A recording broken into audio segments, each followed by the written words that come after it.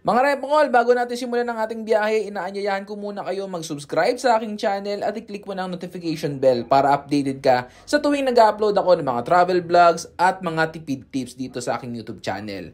I-follow mo na rin ako sa TikTok dahil nag-upload ako ng mga mini vlogs natin dyan. At syempre, huwag mong kalimutan na mag-like and follow sa aking Facebook at Instagram. Yun lang, let's get back into the video. What's up sa inyo mga repokol? It's your boy Kuya Totoy and back at it again with another video. So mga repokol, it's been a while simula nung makapag-upload ulit ako. So ngayong araw ay pupunta tayo sa People's Park, but before anything else ay kakain muna tayo dito ngayon sa Dahon at Mesa dito sa Tagaytay.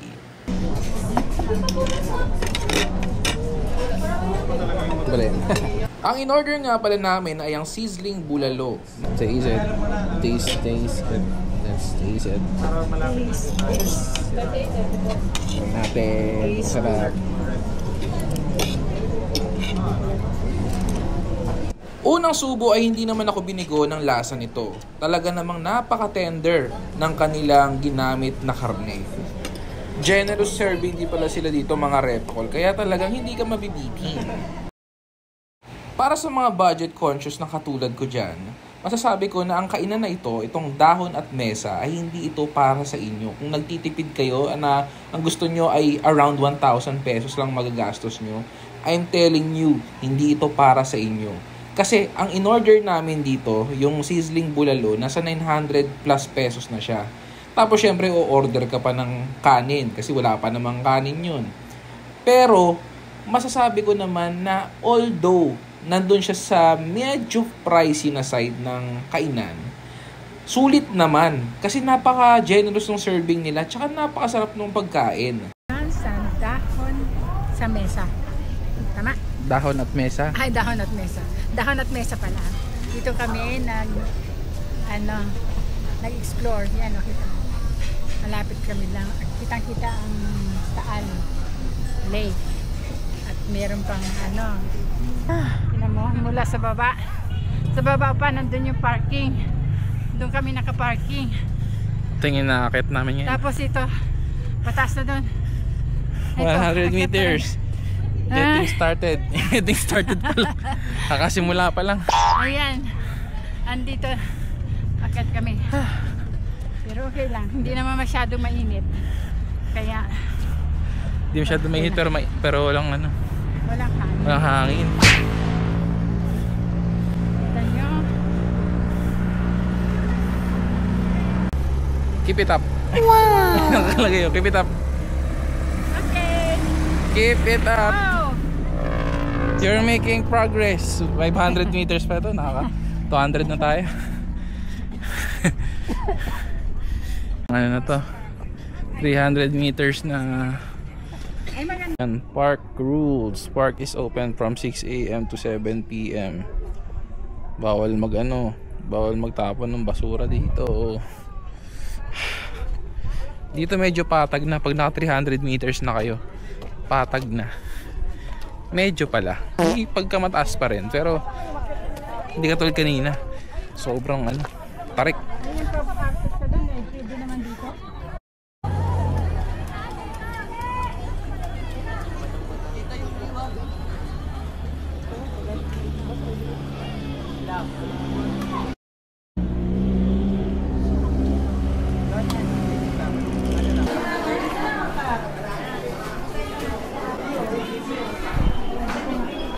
Yan. Kung pupunta pala kayo dito sa People's Park mga repakol, ngayon pa lang ay sinasabihan ko na kayo, mapapagod at hihingalin kayo. Pero pinagsisihan ba namin na pumunta dito? Hindi. May dalawa akong dahilan kung bakit. Una, ay dahil gusto talaga namin pumunta dito. Kapag gusto mong gawin ng isang bagay, walang makakapigil sa'yo.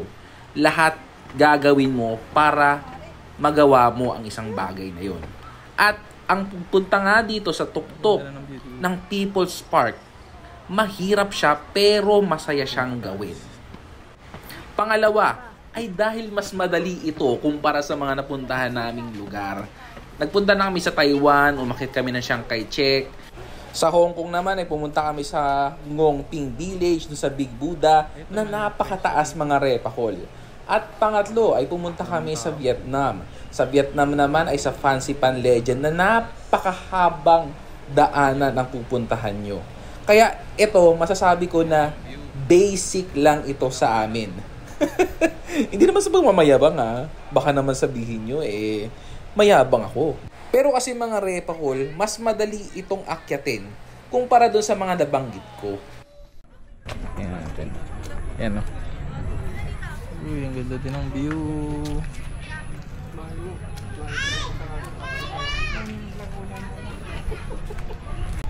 Pagod na. Nawala ng pagod na pag dito ka na sa taas.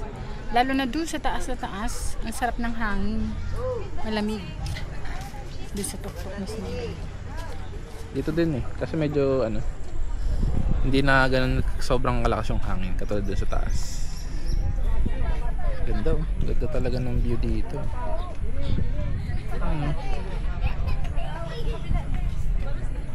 500 meters pala yung mula doon sa baba paakyat dito. 500 meters yung total. So nakakapagod sa sa paakyat banda doon sa may unang part, yung first 200 meters. Yun yung nakakapagod kasi talagang ahon siya. Pero pagdating niya sa 300 meters na na siya, medyo patag na. Kaya try nyo rin dito sa sa People's Park. Siya, mahirap. Mahirap pero worth it naman. Ang ganda ng view dito Pwede naman kayong magsumakay ng jeep kung gusto nyo. 10 pesos or 9 pesos yata yung yung 10 pesos, 'di ba? Oo. 10 pesos hanggang sa taas na. Doon sa baba sila, nagsasakay sila ng mga pasahero. Pero kung ako sa inyo, lakarin nyo na lang kung kaya nyo naman. Pero kung may kasama kayong senior, na kayo, sumakay na kayo. Pero ito si mama nyo, senior yan, pero ang lakas-lakas pa din. Sino magsasabing 65 yan? Naakyat niya. Diba? Ito yung mga sinasabi ko mga repakol na jeep. So itong mga to ay pababa na. Ang bayad dito ay 10 pesos. Meron ding paakyat. Hintay pa tayo na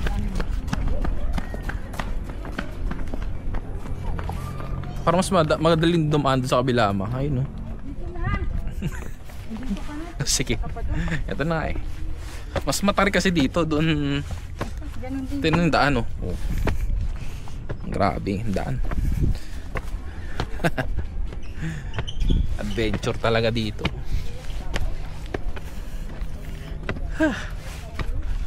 diba? Ay. Okay, ayan na. Last 2 steps.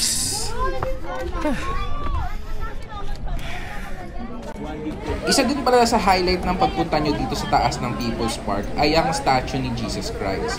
Marami nagpupunta dito para magdasal. May mga pala, roller coating pala. 5 pesos each.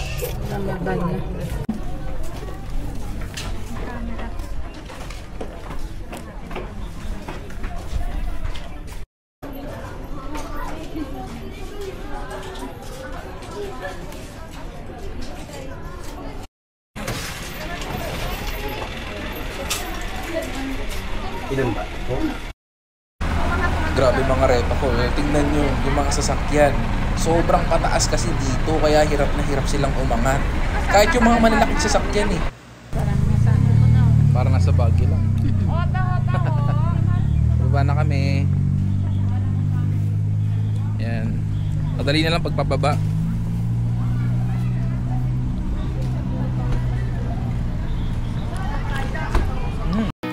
Kung ay kapitbahay nyo, laging handang tumulong sa inyo.